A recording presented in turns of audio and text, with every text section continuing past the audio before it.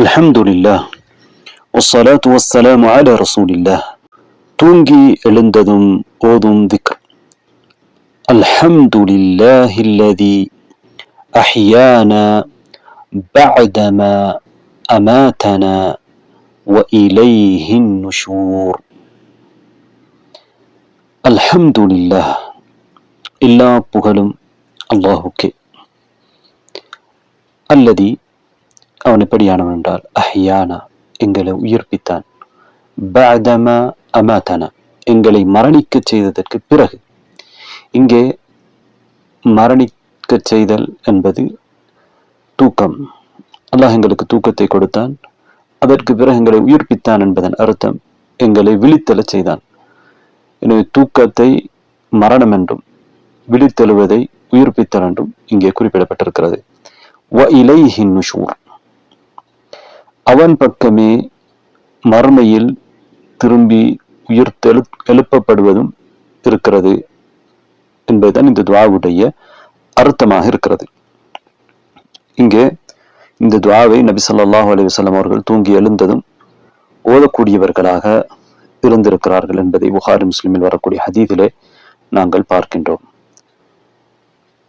முதலாவதாக மனிதன் தன்னுடைய கண்களை திறந்து பார்க்கின்ற அந்த நேரத்திலே, முதல் நாளை ஆரம்பிக்கின்ற அந்த நேரத்திலே அவன் அல்லாஹுவை திக்ர் செய்கின்றான்.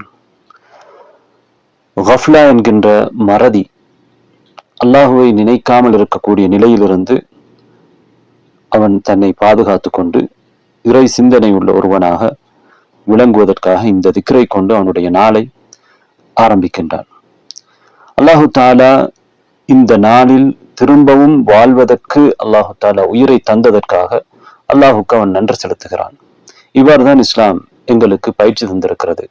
அதாவது ஒரு மனிதன் ஒரு நாளில் அவன் வாழ்வதற்கு அவனுக்கு பாக்கியம் கிடைக்கிறது என்றால் அது அல்லாஹு தாலா அவனுக்கு இன்னும் அவனுடைய அமலை அதிகப்படுத்திக் கொள்வதற்காக கொடுக்கின்ற ஒரு சந்தர்ப்பம். ஏன்னா இது ஒரு நிஅமா. இந்த நிஅமாவுக்கு அவன் அல்லாஹுக்கு நன்றி செலுத்த வேண்டும். அந்த நன்றியோடு அவனுடைய நாளை ஆரம்பிக்கின்றான். இந்த உயிரை எனக்கு திருப்பி தந்த அல்லாஹுக்கே எல்லா புகழும். ஏனென்றால் தூங்குகின்ற நிறைய பேர் சில நேரத்தில் அந்த தூக்கத்திலே இருந்து விழிக்காமல் அப்படியே நிரந்தர தூக்கத்துக்கு போய்விடுவார்கள். அதாவது மரணத்துக்கு ஆளாகுவதை நாங்கள் அதிகமாக பார்க்கின்றோம். ஆனால் எங்களுக்கு புதிய ஒரு நாளை அல்லாஹு தாலா தந்திருக்கிறான் என்றால் நிச்சயமாக அந்த நாளுக்காக நாங்கள் அல்லாஹுக்கு நன்றி செலுத்த வேண்டும். ஏனென்றால் ஒரு முஸ்லிமுடைய ஒவ்வொரு நாளும் அவனுடைய அமல்களை அவன் கூட்டிக் கொள்வதற்கான சந்தர்ப்பமாக இருக்கிறது. அதனால் நாங்கள் இந்த இடத்திலே அல்ஹம்துலில்லாஹ் என்று அல்லாஹுவை புகழுகின்றோம். அல்ஹம்துலில்லாஹ் அல்லதி அஹ்யானா, அல்லாஹு தாலாவுடைய ஒரு பூரணமான பண்பை இங்கே நாங்கள் சொல்கிறோம். ஏனென்றால் எங்களுக்கு தெரியும், எங்களுக்கு உயிர் கொடுப்பதும் எங்களை மரணிக்க செய்வதும் அல்லாஹ் ரப்புல் ஆலமீனுடைய கையிலே தான் இருக்கிறது. இங்கே அல்லாஹு தாலா எங்களை தூக்கத்தை கொடுத்தான், பிறகு அதிலிருந்து எங்களை விழிக்க செய்தான். தூக்கத்துக்கு சிறிய மரணம் என்று சொல்வார்கள். காரணம் என்னவென்றால் தூக்கத்தின் மூலமாக நாங்கள் புரிதலை இழக்கின்றோம். எங்களுடைய ரூஹ் முழுமையாக எங்களுடைய உடலிலிருந்து எடுக்கப்படுவதால் நாங்கள் பெரிய மரணத்தை அனுபவிப்போம். அதுதான் பெரிய மரணம். ஆனால் இங்கே நடப்பது ஒரு சிறிய மரணம். எங்களுடைய ரூஹுக்கும் எங்களுடைய உடலுக்கும் தொடர்பு இருக்கிறது. அதே நேரத்தில் நாங்கள் இங்கே உயிரோடு தான் இருக்கிறோம். ஆனால் இது இங்கே முழுமையான உயிர் இங்கே இல்லை. எங்களுடைய உடல் உறுப்புகள் உள்ளே செயல்பட்டு கொண்டு இருக்கின்றன. ஆனால் நாங்கள் உணராத ஒரு தன்மையை தூக்கத்திலே இருக்கின்றோம். உணராத ஒரு தன்மையிலே இருக்கிறோம். இதனால் இதனை மரணம் என்று குர்ஆனும் சொல்லி இருக்கிறது. குர்ஆனிலே அல்லாஹு தாலா இது சம்பந்தமாகவும் குறிப்பிட்டிருக்கிறான். எனவே இந்த சிறிய மரணத்திலிருந்து அல்லாஹு தாலா எங்களை மீண்டும் கண்விழிக்க செய்கின்றான். இதே போன்றுதான் மறுமையுடைய வாழ்க்கையும்.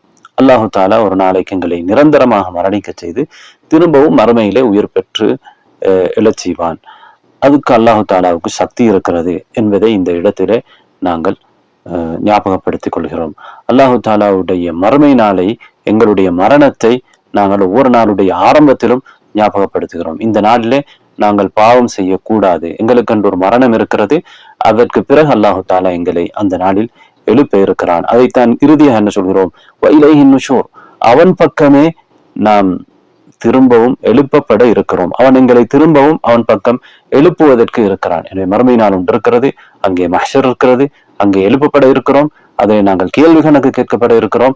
அதற்கு பிறகு நாங்கள் செய்த நலவுகளுக்கு நற்கூலியும், அதே போன்று நாம் செய்த பாவங்களுக்கு தண்டனையும் அந்த நாளில் கொடுக்கப்பட இருக்கிறது என்ற விடயத்தை நாளுடைய ஆரம்பத்திலேயே நாம் ஞாபகப்படுத்துவதன் மூலமாக அந்த நாளை ஒரு சிறந்த நாளாக, பாவங்களில் இருந்து தூரமான ஒரு நாளாக, அல்லாஹ்வை நெருங்குவதற்கான ஒரு நாளாக ஆக்கி கொள்ள வேண்டும் என்பதுதான் இந்த திக்ரில இருந்து எதிர்பார்க்கப்படக்கூடிய மிக முக்கியமான பயனாக இருக்கிறது.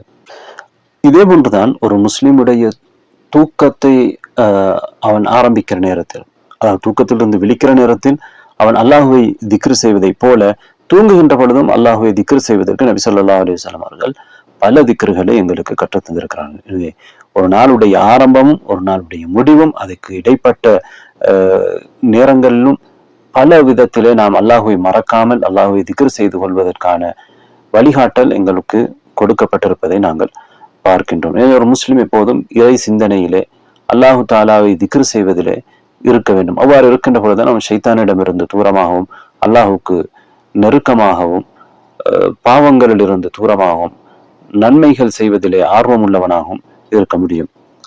சிலர் என்ன நினைக்கிறார்கள் என்றால், நாம் மறுமையை பற்றி, மௌத்தை பற்றி அதிகமாக நினைக்க கூடாது. அவ்வாறு நினைப்பதனால் நமக்கு அச்சம் வருகிறது. இந்த நிலை பிழையானது. நாம் மௌத்தை பற்றி நினைக்க வேண்டும், மறுமையை பற்றி நினைக்க வேண்டும். அவ்வாறு நினைப்பதன் மூலமாகத்தான் நாம் திருந்தி வாழ்வதற்கு, பாவங்களிலிருந்து தூரமாகி வாழ்வதற்கு, நன்மைகள் அதிகமாக செய்வதற்கு வாய்ப்பாக இருக்கும். எனவே நாம் சிறுவர்களுக்கு மறுமையை பற்றியோ அல்லது அல்லாஹு தாலாவுடைய தண்டனைகள் பற்றியோ சொல்லக்கூடாது என்று சொல்வதெல்லாம் ஏற்றுக்கொள்ள முடியாத பிழையான கருத்துக்களாக இருக்கின்றன. அதிகமானவர்களுடைய நிலை, குறிப்பாக குஃப்ரில் இருக்கக்கூடியவர்களுடைய நிலை, உலகத்திலே மூழ்கி இருப்பவர்களுடைய நிலை என்னவென்றால், அவர்கள் மறுமையை நினைக்க மாட்டார்கள். அல்லாஹ் அவர்களுக்கு கொடுக்கக்கூடிய அருட்பாக்கியங்களை நினைக்க மாட்டார்கள். அதனால் அவர்கள் அல்லாஹ்விடமிருந்து தூரமாக, நன்மைகளிலிருந்து தூரமாக, பாவங்களுக்கு நெருக்கமாக இருப்பதை நாம் அவதானிக்க முடியும். அல்லாஹு தாலா சூரத்து ஸுமருடைய 42வது ஆயாவிலே சொல்கிறான், அல்லாஹு யதவஃபல் அன்ஃபுஸ ஹீன மௌத்திஹா. அல்லாஹ் உயிர்களை அவை மரணிக்கின்ற பொழுது கைப்பற்றுகின்றான். வல்லதி லம் தமுத் ஃபீ மனாமிஹா. தூக்கத்தின் போது மரணிக்காமல் இருக்கிற நேரத்திலும் அல்லாஹு தாலா கைப்பற்றுகிறான். தூங்குகின்ற பொழுதும் அல்லாஹு தாலா உயிர்களை ஓரளவுக்கு கைப்பற்றுகிறான். முழுமையாக மரணிக்கின்ற பொழுது கைப்பற்றுகிறான். ஃபயும்சிகுல்லதி கதா அலைஹல் மௌத். எதற்கு மரணத்தை அல்லாஹு தாலா தீர்வாக்கி விட்டானோ, விதித்து விட்டானோ, அந்த உயிர்களை தூக்கத்தின் நேரத்திலே அல்லாஹு தாலா ஓரளவுக்கு உயிரை கைப்பற்றி என்ன செய்கிறான், தூக்கத்துடைய அந்த நேரத்திலே கைப்பற்றி அந்த உயிர்களை அப்படியே பிடித்துக் கொள்கிறான். அதற்கு மரணத்தை விதித்தார். அதுக்கு பிறகு அவர்கள் எழும்ப மாட்டார்கள். வயுர்சிலுல் உஹ்ரா இலா அஜலி முஸம்மா.